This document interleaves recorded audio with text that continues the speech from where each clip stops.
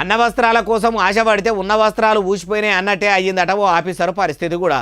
అగో ఇంతకేమైందే బాలన్న, ఎవరన్నా లంచం తీసుకొని దొరికితే వాళ్ళు ఇట్లా ఏసీ బోలు దేవులాట సురువు చేసిర్రా అంటే అన్ని ముచ్చట్లు మీకు మంచిగా అర్థమయ్యేటట్టు నేను చెప్పుకుంటూ వస్తా. నేను దోలకపోయిన కాడికి రాండి మరి.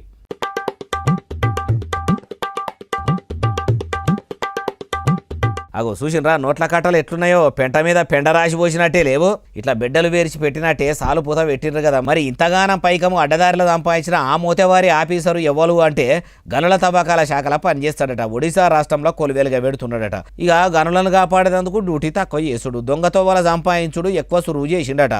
దొరికిన పైకం మొత్తం ఎంత అనుకుంటుర్రు? అచ్చరాల 4 కోట్ల రూపాయలు. మరి ఎట్లా దొరికిండు అంటే 30,000 రూపాయల లంచం తీసుకుంటుండగా విజిలెన్స్ ఆఫీసర్లకు అడ్డం పొడుగు నిలువు దొరికిండట. ఇట్లా ఎన్ని దినాల కోలే ఎన్ని కోట్లు సంపాదించుడో చూద్దామని ఇంటికి పోతే ఏమున్నది, ఆయన ఇంట్లో గోడలకు ఇటుక బిడ్డలు ఉన్నట్టే నోట్ల కట్టలు ఇట్లా ఇంట్లో దర్శనం ఇచ్చినాయట.